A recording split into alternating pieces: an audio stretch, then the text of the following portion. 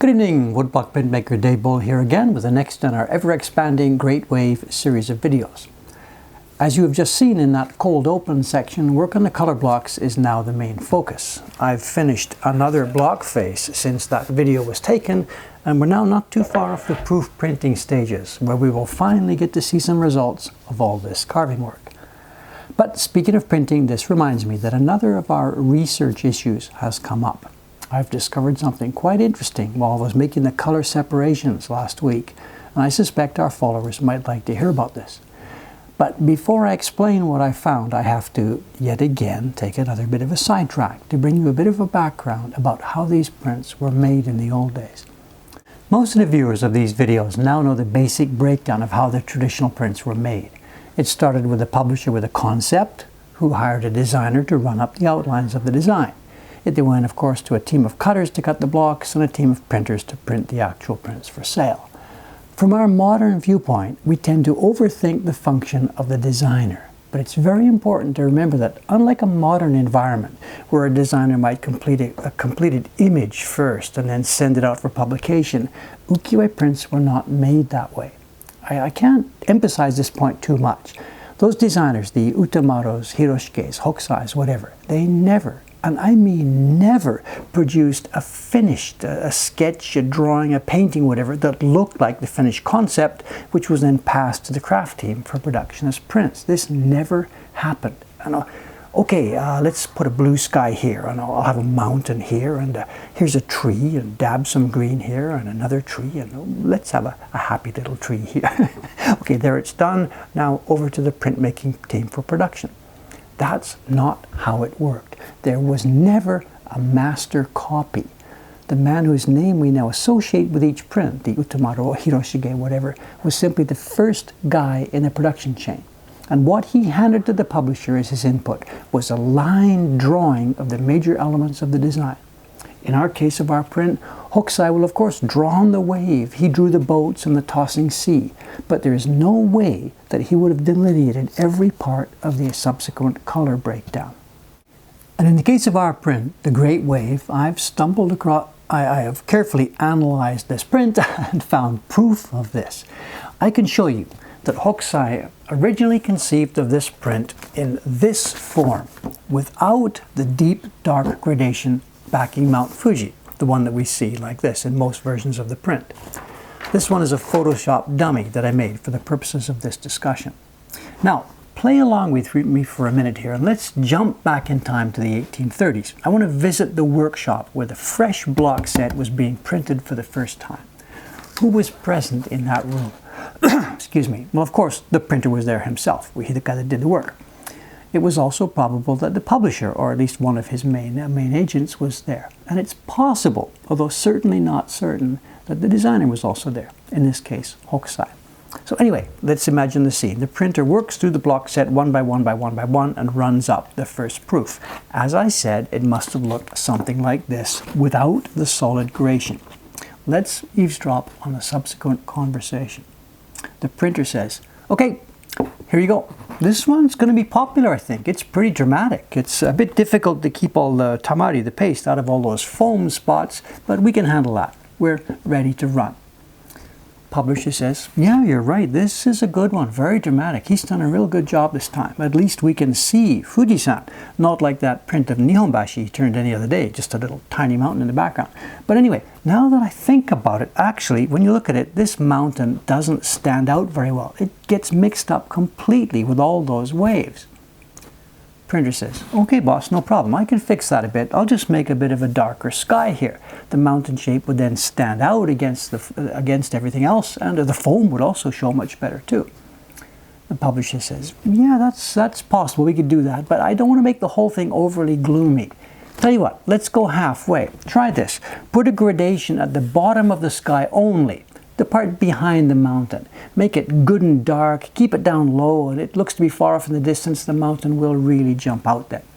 The printer grabs the blocks, gets the paper back, junk, throws on the gradation, and out we get the version that we all know today. But he then says, boss, we can't do this. I got a problem. Look at this. The sky and the straw matting of the boats was cut on the same block. If we put this black gradation there, the mat on this boat is also going to turn completely black. The publisher looks at it and says, Jesus, somebody should have thought of this earlier. But anyway, look at this. It's a much better print. The mountain just pops out and jumps. Let's just do this. Run it. We'll sell 1 million. Go, go, go. The printer says, okay, well, shall I send over to the other side of the workshop and get a new block made for this? The publisher comes back. You think I'm made of money? Look, nobody in 500 years is ever going to notice that these were on the same block. Just run it. Get busy. Away you go. The printer says, okay, boss, it's your call. So there it is. The evidence is right there on all the old versions of this print. They carved the straw and the sky on the same block, something they would never have done if that gradation had been part of the original design. It was added later after the original block set was finished. So, sorry Mr. Hokusai, it's your conception at heart, of course, and indeed it's your name that deserves to be remembered, but there's an old Japanese proverb that might be apropos here. Saru mo ki kara ochiru. Even monkeys sometimes fall from trees.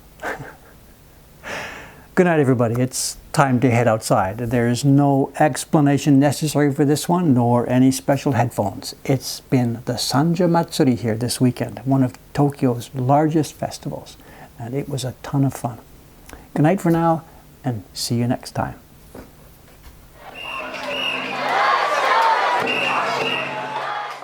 The Sanja Matsuri is a festival organized by a major shrine, the Asakusa Jinja, and mostly involves parading around town with omikoshi, portable shrines of various sizes.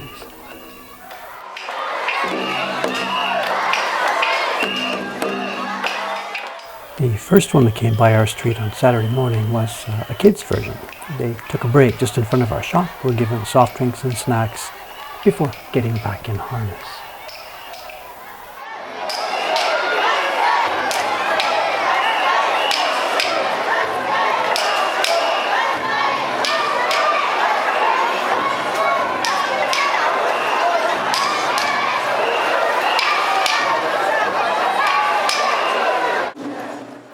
This next scene is actually a few hours later. The shop owners in our area are now preparing for the arrival of the real omikoshi, and none of those carriers will be satisfied with a soft drink.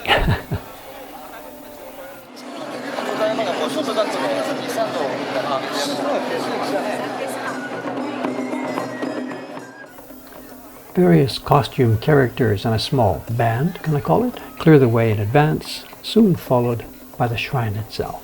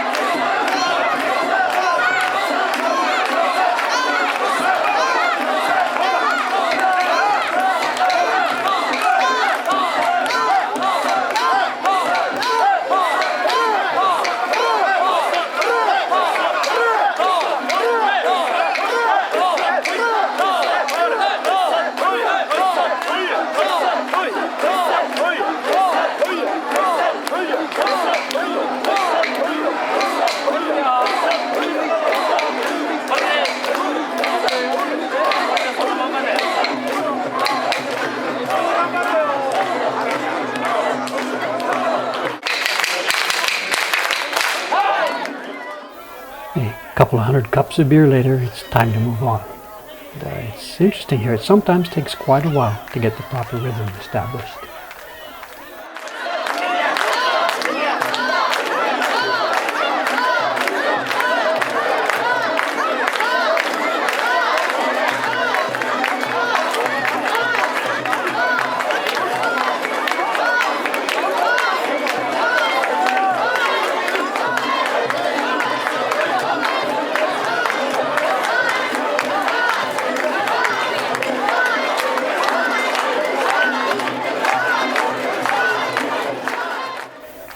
and off they go.